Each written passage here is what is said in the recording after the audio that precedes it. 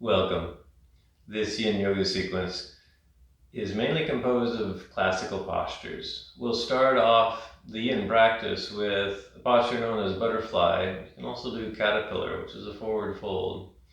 And then there'll be a twist known as twisted roots, a hip opener known as sleeping swan, and finally we'll end with sphinx, which is a back bend, another hip opener and forward bend known as dragonfly. The theme for class is forgiveness, particularly self-forgiveness, which can be an advanced and difficult concept. Therefore, you can almost call this an advanced practice. We can start by gathering up some soft padding to put under injurious pressure points. So maybe grab a few pillows, grab a few blankets. But if you have regular yoga props, get them too. So bolster is handy, and maybe some yoga blocks. And then we'll start the practice off with a little bit of breath work in a comfortable seated position.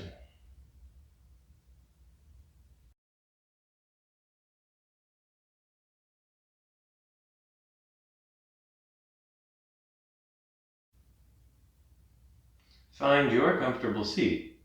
And your comfortable seat is a place where your torso is open so that you can breathe freely, since we'll start the practice off with a little bit of breath work. The breath work here is both easy and challenging. So the breath work is to just notice and to pay attention to your normal natural breath. That may seem easy, but oftentimes we get bored and discontent with the breath. So first, just maybe take some nice gentle inhales and exhales, some nice clearing breath. Maybe roll your torso long, shrug your shoulders up and back and down, maybe tuck your chin a little bit just to create more opening in your throat so that you can really feel the air move in through your nose, down into your lungs, and then out on the exhales. Not any kind of super duper deep breathing here. The idea is to just notice your breath, and this is where the idea of forgiveness starts. If you're breathing right now, noticing your breath, and it's not what you want it to be, can you come to an idea of acceptance for your breath? In other words, maybe it's short and choppy and fast, and you're kind of thinking you don't like that kind of breath. Can you forgive it? Can you forgive your own breath and let it just be short and choppy for a while? Maybe what you'll notice is it will stop. Maybe you think it's too shallow. Maybe you're coming up with all these kinds of judgments about your breath. And the idea is how about just for a moment, let your breath be okay. This is part of forgiveness. Forgiveness, in some sense, is the opposite of judgment. In that we're saying, yeah, my breath is fine. And this is a good way to start a yoga practice. This is a good way to start any kind of mindfulness practice. It's like, okay, my breath doesn't have to be some super duper complicated yogi breath. It can just be whatever my body needs to do to breathe. So a few more rounds of your own breath. 3, 4, 5 more rounds. And just allow yourself to soften. Allow yourself to be in the present moment. Allow yourself to forgive yourself of any expectation you may have of yourself and of this practice. That's a tall order. It's not going to happen anytime soon for most of us in our modern Western young culture. But we need to get started somewhere. A couple more rounds of just gentle breathing here.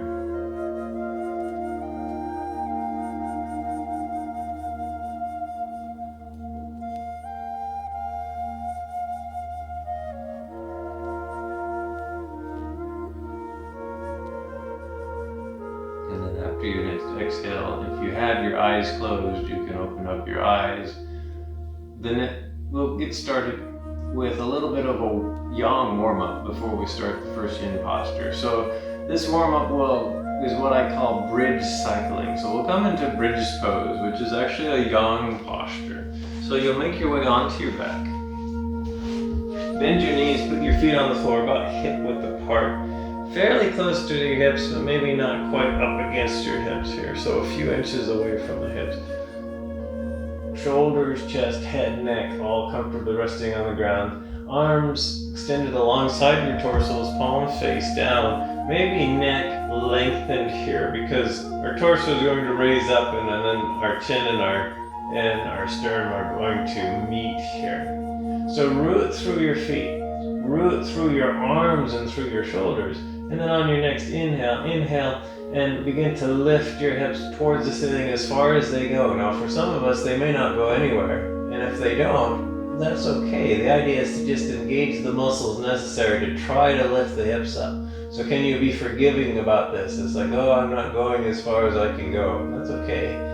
Very slowly, with control, lower yourself back down. Take a resting breath or 2 or 3 here. And we'll do this 3 more times. So when you do get to your next inhale, inhale and slowly begin to lift your hips up towards the ceiling again. Again, you're going as far as you can go. You can engage your muscles as much as you can to go as high as you can. But don't worry about how high you actually went, and then very gently lower yourself back down to the ground. We'll do this 2 more times. So next cycle here, when you're ready, inhale and gently lift your hips up again. And then when you come to your next exhale, very gently lower your hips back down. We've got 1 more cycle on this final bridge. Maybe we'll stay. So this is a yang posture, which means we're engaging muscles to maintain the integrity of the posture. So as you inhale, press your hips up. Keep them up. Now you can just stay here, or if you want to, clasp your hands behind your low back and see if you can roll the head of your shoulder, head of your arm bones underneath the back of your rib cage here. And then see if you can kind of lift your hips up just a little bit higher. We're staying here for a breath or 2. And then at some point, release your hands, untuck your arms, and very gently lower yourself back down onto the ground here. And then roll over to one side, come up to sitting. And now we'll get started with the first long-held yin posture. This will be butterfly pose with the option of caterpillar. So I'll demonstrate butterfly first. You'll come to sitting, legs out in front. And if you have a lot of stiffness in your lower torso or in your leg, in back of your legs, maybe sit up on a little bit of padding or a little bit of height. It can be a block, a bolster, some blankets, some books here. And then make butterfly legs. So butterfly legs are bend both knees out, lower them out to either side, bring the bottoms of your feet together, and the heels do not have to be very close to the hips. They can be if you like them there. They don't have to be. I like to make a diamond pattern. This is my butterfly legs here. And then we're going to create a forward fold here. Oh, by the way, if your knees are achy because they're floating, you can take some sort of height. I grabbed a block here, but it can be a block or maybe a rolled up blanket. Stuff it underneath your legs so that your knees feel stable. They're floating and they feel fine, they can just float here. We'll add a forward fold to this. So you'll grow up tall through your torso initially. This takes muscle engagement, and then hinge forward from your hip sockets initially until you stop. Once you stop, then relax all of your muscle fiber. This is one of the fundamental ideas of yin, is we're letting the muscle cells be quiet so that the traction can go into the connective tissue, which is the yin tissue. So the connective tissue is fascia, ligaments, joint capsules, bones, all of that plasticky tissue. It's not as rubbery and as elastic as the muscle cell fibers themselves. We're softening, and this is where forgiveness comes in, because maybe you don't go as far as you want to go, so you're kind of engaging muscles to kind of force yourself a little bit deeper. And the idea is, that's not really a great yin attitude here. The idea is to soften and to not worry about what it looks like. You're more worried about where you're stopping, where an appropriate stopping point is, and keeping the muscles soft as you reside there. So if this is not meeting your expectations, the chances are you're going to want to judge and not be terribly forgiving. That's not going to be terribly helpful in a yin practice. So we'll stay here. Stay here for about 4 minutes or so. So this is butterfly. Everything is softened and relaxed. Your head and neck are hanging. If this is uncomfortable, fill this space with props so that they either support your torso or support your head here. You have an option here. Maybe you don't want to do the forward fold. Maybe you just want to do the left hip opener. So you can do reclined butterfly instead. So you don't have to force yourself to forward fold if that's creating too much pain. What you can do is you can make your butterfly legs and just simply lie back so that you have a nice neutral spine instead. You're still getting the light hip opener here. But now you don't have to suffer through the forward fold. Some of you might want just the forward fold, not the hip opener, but maybe an opener in the back of the legs. So you can try caterpillar. Caterpillar is legs straight rather than in butterfly mode. So you'll come to seated, legs out in front for caterpillar pose.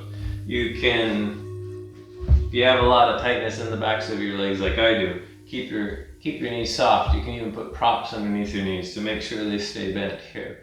And then you go up tall through your torso, hinge forward, just like in butterfly, and just fold forward here in caterpillar here.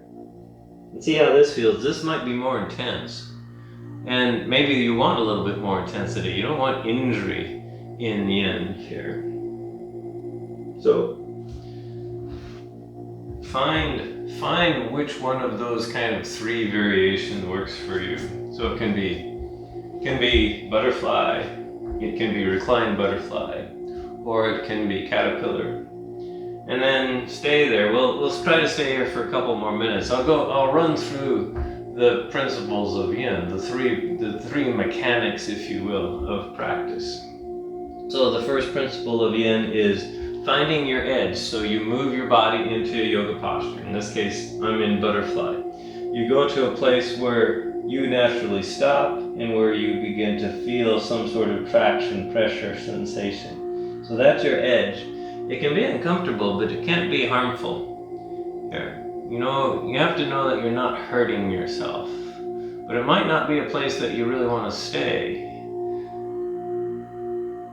Finding your edge is in itself an act of self-forgiveness because you have to drop your judgment, your expectations. You have to drop the monkey mind. So finding your edge is in essence what yoga is paying attention to the real moment, what your body wants, needs, looks like right now, feels like particularly, and then you stay there. We'll stay here for 1 more minute, and that brings us to the second principle, and that's stillness. Once you've found a good edge for you, and all of our edges will look very different because we're moving by feel, and you try to stay. You try to be still, but you can move things around, you can move head and neck around, you can use arms, you can go deeper into a posture by relaxing your muscles. You can go less deep if you're discovering that you're too deep and now in pain here. But other than that, you're not jumping in and out of the posture. This requires patience, this is fortitude, this requires forgiveness. And then finally, it's the time. It's this long, light traction. Not the most, but light traction. It usually doesn't feel very light. It usually feels pretty achy. It's this light traction held for time that brings about the physical benefits in yin yoga. There's also some mental and mindfulness benefits from just staying here. It's almost a meditative state to just watch, metaphorically watch your sensations here. So just one more breath here. In butterfly or in caterpillar. At some point, plant your hands. Use your hands and your arms now and engage your muscles in your arms to bring yourself up and out of butterfly here. Maybe grow your spine tall. If you're in butterfly, bring your knees back together, extend your legs out long. We'll do a yang counter maneuver to just wake up the core muscles after that forward fold here. So we want to maintain a neutral spine here. So make your way onto your back. I call this the hinge maneuver. So you make your way onto your back, bring your knees into your chest, and then extend your legs up towards the ceiling like you're in a waterfall pose here. So spine feels nice and neutral. You might actually want to make sure there's a tiny bit of a secondary curve in your lumbar spine. Arms are lengthened alongside your torso. Head, neck, shoulders are comfortably resting on the ground. Engage your torso muscles, your core muscles here to control this, and then very slowly lower your legs down to the ground. Take a little bit more time than you would like to do this. So 2, maybe even 3 breaths until your heels reach the ground. And then when they do, we'll move into our next yin posture. So the next yin posture is known as twisted roots. Here, this is a spinal twist here. And there'll be an alternative. Sometimes the twisted root parts doesn't work, so we can do the twist without them. But you'll start lying on your back, knees bent, feet on the floor, and then take your left thigh and raise it up, wrap the left thigh around, right thigh, and wrap the right thigh around the left thigh. So I'm making twisted root legs. These are also called like eagle legs. Some of you might be so internally rotated in this left hip socket that you might be able to get your right foot behind your left thigh. I can't do this, so this is how far I go here. And then from here, maybe inch your hips over to the right a bit. And now we're going to lower the knees over to the left, keeping the right shoulder close to the ground. It might lift up at first, like mine is doing. And then melt that right shoulder back so that your spine is actually in a shoulder twist. These legs might make it to the ground. They might float. They might be painfully floating. And if that's the case, you grab some sort of a prop, some books, some pillows, maybe a bolster, place it underneath the legs for some support, only if it's hurting. And then this right arm comes out in an outrigger. Head and neck can stay neutral, or you can turn your head and neck to look over that right shoulder here. If the twisted root legs too painful, then undo the twist. Keep the legs parallel. Just do this twist here with knees uncrossed here. Or if this is okay to have the legs twisted, then just stay here in twisted roots here. And then we'll stay here for another, 2.5 minutes or so. You can also do a seated twist if this twist is a little bit too achy on your low back and your sacrum here. Otherwise, notice what you're feeling. Come back to your breath. Let everything be okay. Forgive the expectations of what's going on here. So, long time ago, in a small village, there was this teacher. And this teacher happened to be sitting under the shade of a tree one day in the courtyard of this small village. And he was sitting on some sand, and as he was sitting there, he was idly just running his hand through the sand in front of him. So he would kind of wipe the sand around, and then he'd take his finger and he'd run his finger through the sand, and then he'd wipe away what his finger had drawn, and then he would idly just draw some more with his finger. And as he's sitting there, just kind of contemplating and just watching the sand, a very, very, very kind of aggressive group of people began marching towards him. So it was a group of people that came around the corner of the street, come marching down the street. They all were carrying these big rocks, these big stones in their hand, and most of them were men. And a fairly large group of people, and they marched right up towards this teacher.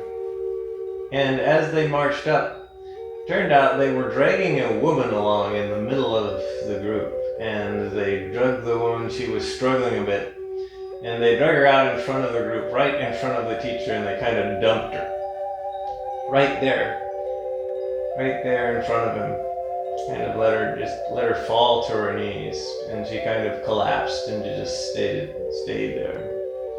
So we just have a couple more breaths here on the side of the twist. Maybe one more breath, and then on your next inhale. And use the inhale to bring yourself up out of the twist. Come back to your center line. Maybe stay there for a moment, or slowly undo the twisted root legs here.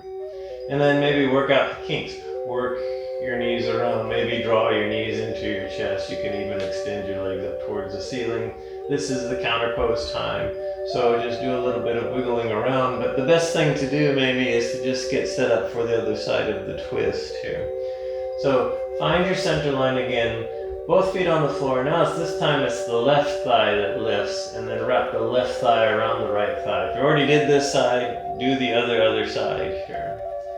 So find your twisted roots, your eagle legs here.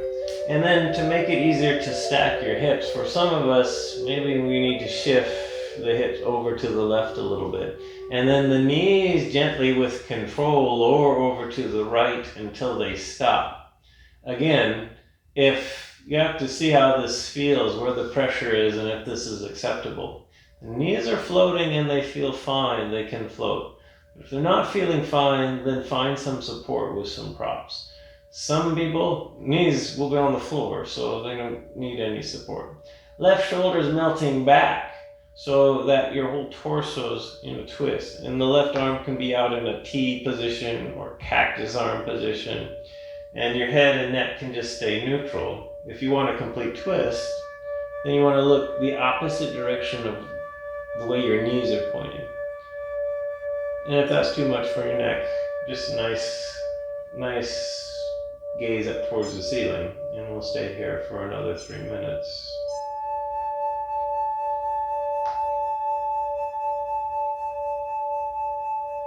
Someone in this crowd looked at and addressed the teacher sitting under the tree. And they said, "This woman is accused of having a relationship with a person who is not her appointed spouse. The law demands that we get to stone her to death. But we decided today that we would bring her to you, since we know you to be a wise and just teacher. And we decided that we would let you decide her fate. So, knowing the law, what would you do? What do you say that we should do with her?" The teacher never looked up from his sand. He just kept idly just kind of pawing at the sand with his hand. And he was silent for a few moments until finally he spoke. He looked up from his sand, he looked straight into the eyes of the woman, and then he looked up into the eyes of the crowd, and he said, "I say that let the person who has never committed any wrongdoing, who has never trespassed, who has never sinned before, let them be the first person to cast their stone." And then he went back to looking down at the sand and started drawing idly in the sand again. After a few moments of hearing this and contemplating this, the vast majority of the crowd set their stones down and quietly left the plaza, evaporated away, except for 4 men who took a step closer to the woman to keep an eye on her. So just about 3 more breaths here. They kept an eye on her, they kept an eye on the teacher, thinking that, believing that they were quite justified in being and qualified in being that person that can throw the first stone. One more breath here, and we're coming out of this twist. When you come to your next inhale, use the next inhale to bring your knees all the way up. If you have your knees wrapped here, unwrap your knees here. And for a moment, just lengthen out if you were kind of all twisted up in that twist. Lengthen your legs out. Do a kind of a reclined mountain pose where you're pushing your heels towards the wall behind you. Maybe extend your arms long here. And then just rest here in comfortable Shavasana, just for a few breaths or so. Just to allow your body to reverberate from that twist.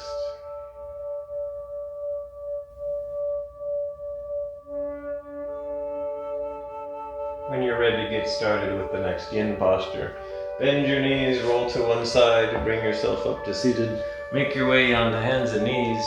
The next yin posture is known as sleeping swan, which is a hip opener. The more common name for this posture is called pigeon pose. Maybe have a little bit of padding handy, just in case you need it for your hips. So bring your left foot up between your hands, inch it over to the right side, okay? And then begin to lower that left knee and your hips. And as you're lowering things here, if things are getting a little bit too achy for your hips, this is maybe where a bolster or some pillows or some books underneath this front thigh or your hips might help create a nice sense of support. Might have to inch that back knee back. Maybe you need padding underneath that back leg here. And then begin to settle here. If this is not working for you, i.e. it's creating pain, then there'll be an alternative.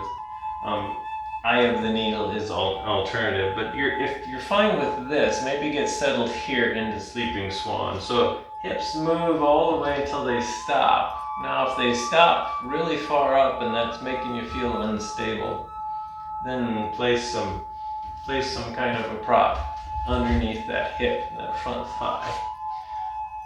Might be just a pillow or a blanket rather than a block. Grow up tall through your torso. So this yoga pose is known as swan pose. It's a light back bend here.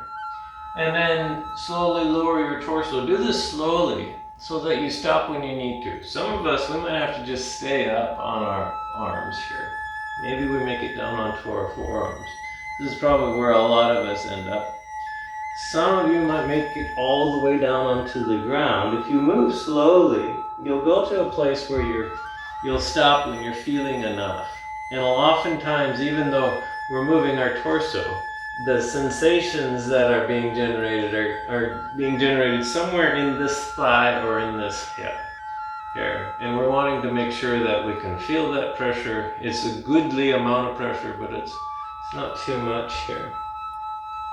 If this is too much, then do the classic runner stretch known as, I call it eye of the needle, sometimes called figure 4 or reclined pigeon. Make your way onto your back, bend both knees, put the left ankle on the right thigh, left knee bent is out wide, and then draw this right leg in with your hands. Maybe just clasp your hands behind the thigh or in front of the shin here.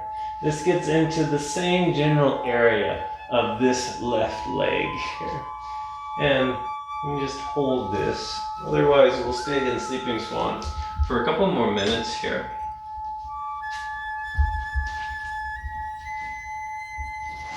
If this knee, this is a hip opener, so if this knee is feeling over taut, bring this heel in closer to your hip. There. So in other words, generate a little bit of forgiveness for what your body looks like. I call forgiveness an advanced practice because oftentimes our ego spends time forgiving our body for what we think it can't do. Turns out there's nothing wrong with our body. Our body's part of our true self. And in fact, there's this, what's really going on is the true self needs to forgive our ego about its expectations and its judgments about the body here. So on this final minute and a half here, in your version of this hip opener here. We'll get back to the story. So there's 4 men left, all carrying rocks, all kind of intently looking at the woman and thinking that maybe they're the one to throw the rock. And as the teacher is idly he hasn't looked up anymore. He's just staring at the ground.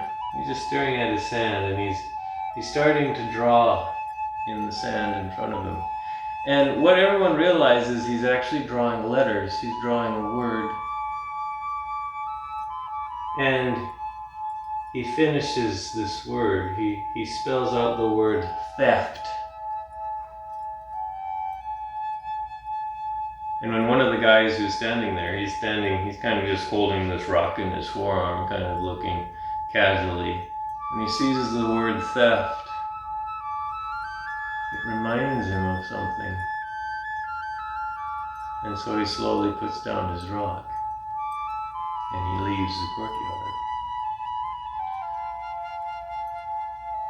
3 men left, and they all take a big step again closer towards the woman with their rocks. But we only have 1 more breath here. So after your next breath, wherever you're at in Sleeping Swan, if you're in Sleeping Swan, plant your hands, use the muscles in your arms to bring your torso up first. Come back into this little back bend, this swan pose here. And then you can slowly work your way the rest of the way out of this pose however you would like. I'm going to suggest try to press yourself up into downward facing dog, which takes a lot of muscle, so this is a yang move. Plant your hands in front of you, shoulder width or wider apart. Tuck the back toe, lift the back knee, and then see if you can engage your core muscles and press yourself and release that front leg and come all the way up into downward facing dog. You don't have to be fast or graceful. Just have to be injury-free when you do this. And when you get into downward facing dog, you can take your dog for a walk. Here, flex the feet a few times. Or maybe do something else if you're deciding that downward facing dog isn't your cup of tea today. We'll get started with the other side of Sleeping Swan. So come to hands and knees, or you can come into it from downward facing dog, which is often the case in a vinyasa class. So if you like coming into pigeon from downward facing dog, you can always do that. Otherwise, we'll come into Sleeping Swan from hands and knees. It's the right foot that's forward. Bring the right foot over, lower the right knee, lower your hips, maybe inch the left leg back here. And then decide where this heel has to be. Does it have to be in closer? Does it have to be farther out? See where your hips stop, see if they need props here. And then come into swan here. By the way, this is not hurting me at all when I do this. I can imagine that it probably hurts some people here, so maybe keep your hands on the ground, but I get a nice yang back bend stretch when I do this for a moment.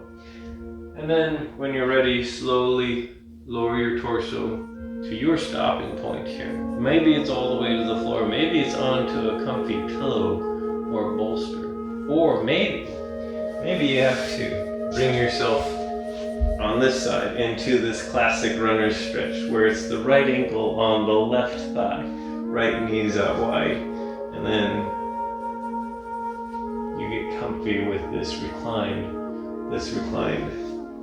pigeon pose. So again, find your pigeon here. Find your sleeping swan. And we'll stay here for a couple more minutes or so.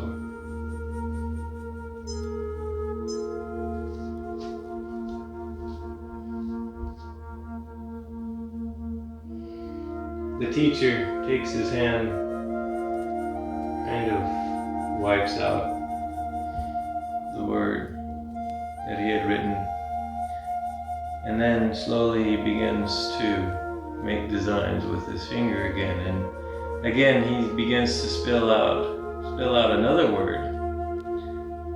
And when he gets done with this word, it's the word lies. Well, there's a guy standing there. He's got two big rocks. He's got a big rock in both hands. And he sees that word. And when he sees that word, he puts both of his rocks down and he walks away.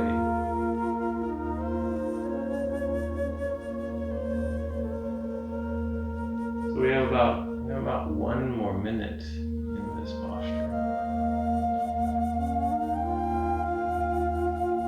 Teacher never looks up. He just keeps drawing designs in the sand, keeps working the sand, keeps kind of spreading it out, making designs and spreading it out. There's 2 men left. They both take a step closer to the woman. Both of them have single gigantic rocks here. One man has huge rock that he's holding with both hands, kind of waist level. And the teacher starts to write the letters of another word here.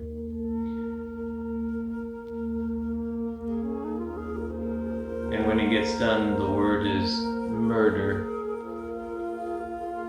That guy with the big single rock in his waist, when he saw that word, he lowered his head in shame. He put the rock on the ground. And he slowly walked away. 1 man left, and he took a final step towards the woman. Just 1 more breath here in Sleeping Swan. When you're ready to come out, plant your hands, bring yourself up. And then when you get up, slowly make your way out. That can be downward facing dog again. Or it can be some slow, deliberate way of coming out of Sleeping Swan. A counter pose for this will be some good old cat and cow rolling. So come to hands and knees when you're ready. Nice stable here, and then just a few back rolls here. So come into cow pose, nice back arch here, and then cat pose. Flex your spine up towards the ceiling. Maybe tuck your head and your tailbone. And just do a few cycles, so 3, 4, maybe 5 cycles of cat and cow here. And then we'll move in to the next posture here. Next posture is a back spin known as Sphinx pose. So from here, make your way all the way onto your belly. Legs extended comfortably out behind you.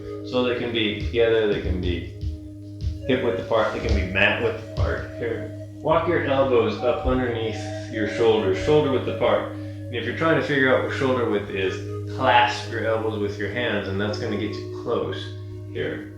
And then do whatever you want to with your hands. They can be in Sphinx arms, they can be clasped, you can hold your head up, whatever you want to do here. And then the trick to Sphinx is to relax the muscles in your spine so that your spine sags due to gravity. So your spine is just sagging from the tops of your shoulders down to the ground here. And for most of us, that sets up a light compression in our lumbar and our sacrum, in our low back, and we can feel that. Now, if we're just feeling that light pressure, we're good. If it's painful, that's not so good.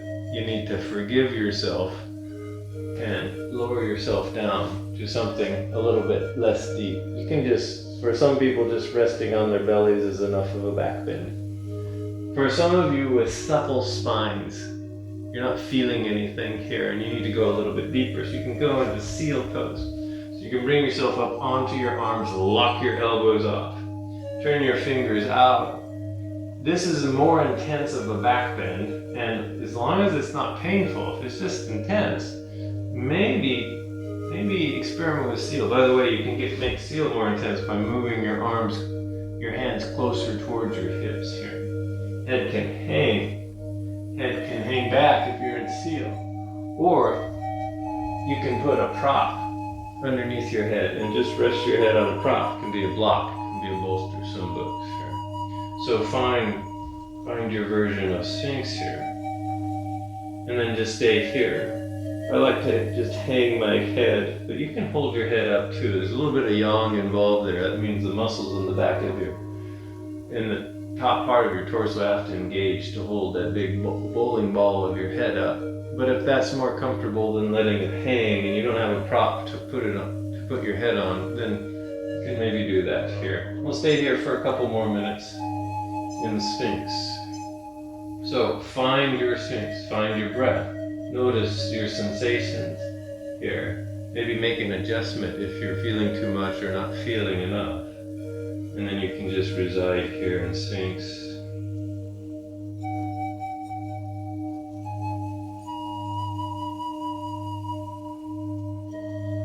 So the last man in the courtyard, very tall, very strong man, very rich, very wealthy man, so dressed very well in fine clothing.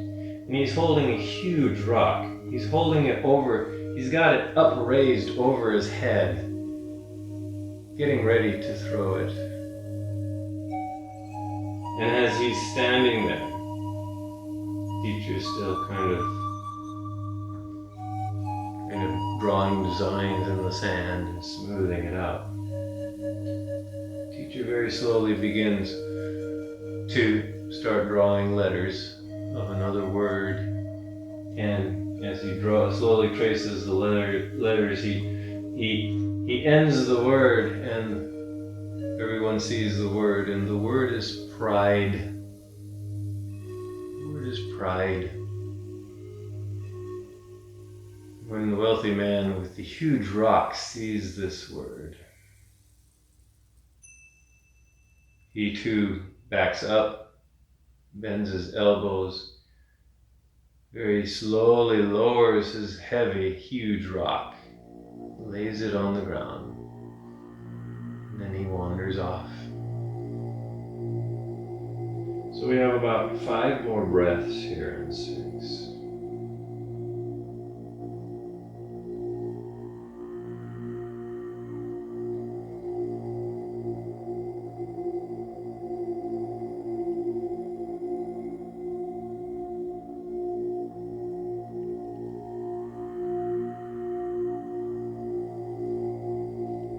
Ready to come out of Sphinx, simply lower yourself all the way onto the ground. When you get there, maybe rest your head in your hands as a pillow. Maybe look in one direction, and whatever way you turn your head, bend that knee and drag it up alongside your hip. This slight hip opener kind of releases tension in the low back, and for some of us that might feel good after a long stay in Sphinx pose.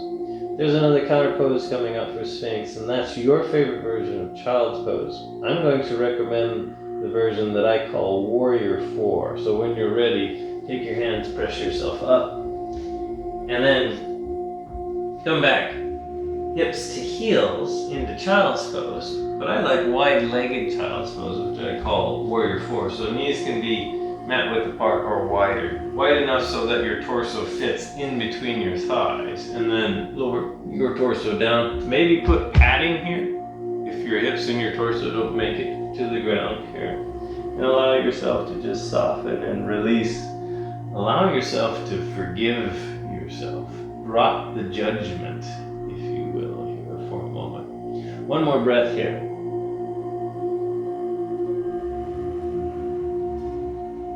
And then bring yourself up.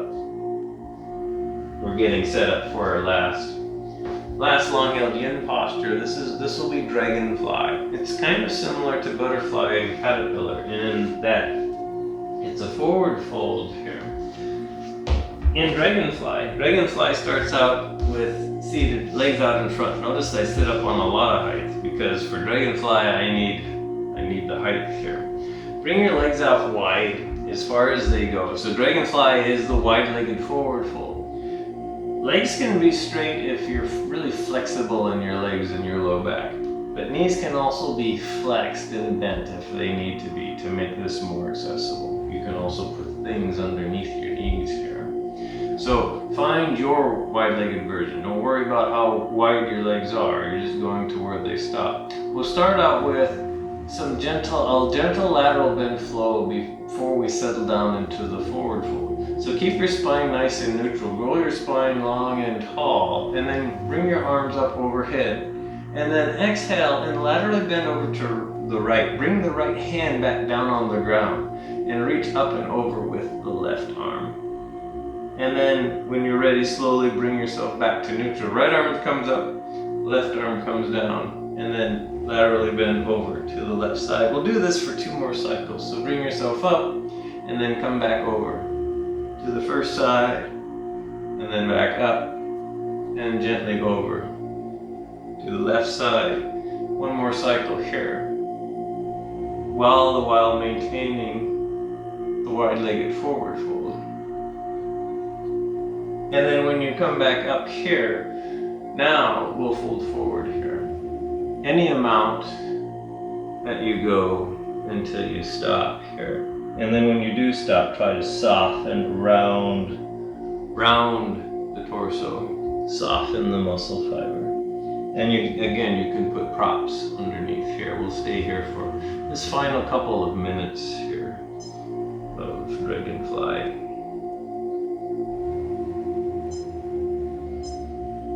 Or if the forward fold is too intense, you can always just stay with a nice neutral spine.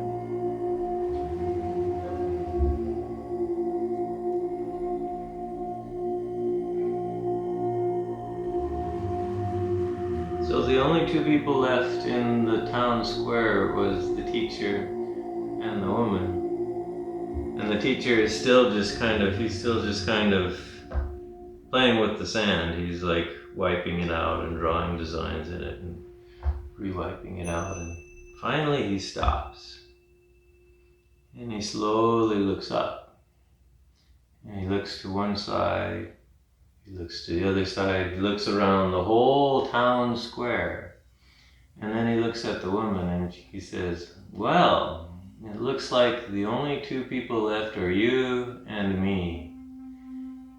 And he said, "And I, for one, do not hold you bound. I have nothing against you. You're free. You're free to go." And at that, the woman got up and she went home.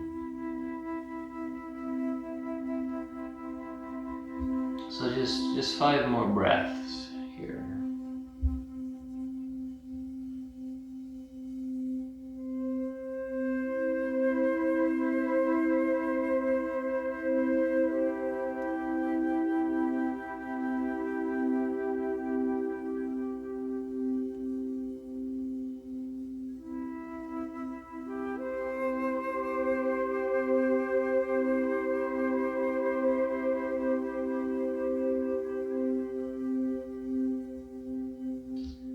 At some point, when you feel ready, slowly bring yourself up. Maybe do a twist, a little bit of twist to work out the kinks in the torso. But maybe your legs and your hips are kind of done with dragonfly too. So you can slowly bring in your legs here. Maybe straighten them out, maybe point and flex the feet, wiggle your legs around to work out the kinks. And then we're moving down into our final resting pose, maybe just a little bit of integration for the hips here. So make your way down onto your back. Bend your knees, draw your knees into your chest, give your knees a nice hug. You can maybe rock your knees from side to side. I'm going to suggest some sacral circles here. So take each hand, find each knee, keep each knee in and in towards each other, and then start making gentle circles with the knees. So move the knees out to one side, and then away from the torso, and then over to the other side, and back in towards the torso. Move slowly and deliberately, so you can actually really feel this, not in the knees, but in your low back as it traces a circle of pressure on your yoga mat. At some point, when you're ready, switch directions.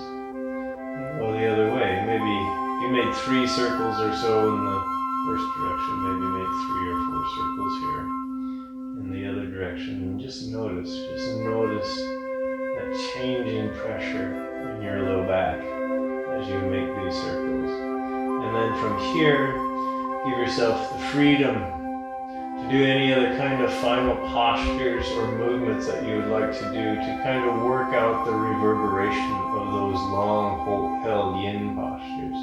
And then find your resting pose. It should be a place that feels safe and supported, something that's comfortable so that you can cultivate a sense of peace. It can be traditional Shavasana pose, just lying on your back. I'm going to suggest legs up the wall. So you can use a prop or you don't have to use any. You do need some wall space here. So maybe find or generate some wall space if you'd like to do legs up the wall. I'm going to use this yoga bolster, but you don't have to use a yoga bolster if you don't like them here. And then sit next on the side of the wall. The hardest part about legs up the wall is getting into legs up the wall. You want to roll up until you're on your back here. You want to inch your torso as your hips as close to the wall as you can get them. For some of us, we won't get the hips to the wall, but you can kind of work yourself. Have lots of time here in this final resting pose, and then extend your legs up towards the ceiling, arms rest comfortably at your side. Shoulders, torso, head, neck, all comfortable. And again, you can add a few effects. Maybe you want a pillow here. I have a pillow handy, so why not? And then from here, just soften, release, and relax. Do a little bit of a walkthrough where you go through and notice any remaining tension in your body. So the metaphor and the analogy here is the stress and the tension that remain in your body, in your face, in your head. These are all the places where you can't forgive yourself yet. So those are the places that demand your attention for forgiveness. So we'll stay here for a couple minutes. And my challenge is, as you notice strain and tension, and it might be mental strain, it might be emotional strain, soften that. Soften your jaw, your eyes, your whole face. Soften your hips, your torso, your back, your legs. And ask yourself, can you put that rock down? Can you let go of the stone? Can you let go of the stone that you're holding up against yourself? Can you let go of the stones that you hold against others?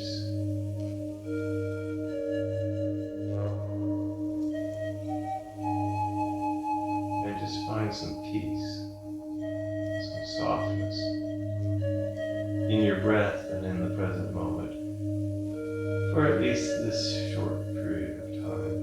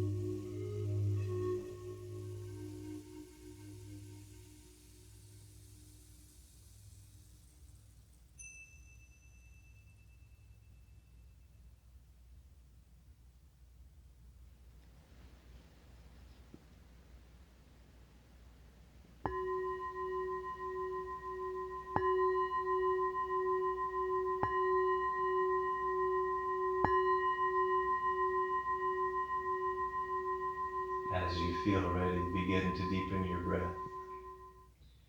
You can begin to wiggle fingers and wiggle toes. And then make small motions with hands and with feet. You can make small motions with legs, with arms. You can begin to rock your head from side to side. If you're in the legs up the wall, gently bend your knees, press your feet up against the wall. Maybe press yourself away from the wall a fair bit. And then when you're ready, gently roll over onto your side. Stay there for a moment. Find your breath again. Notice the present moment. Cultivate some gratitude for yourself, some forgiveness for yourself, your unique manifestation in the universe. The universe is ecstatically joyful that you are here.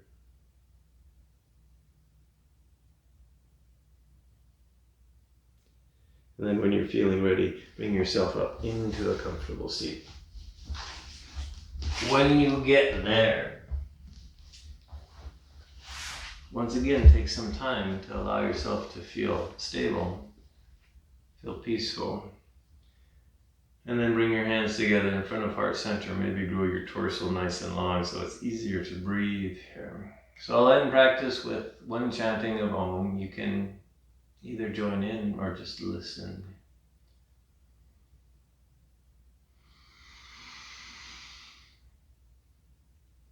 Om.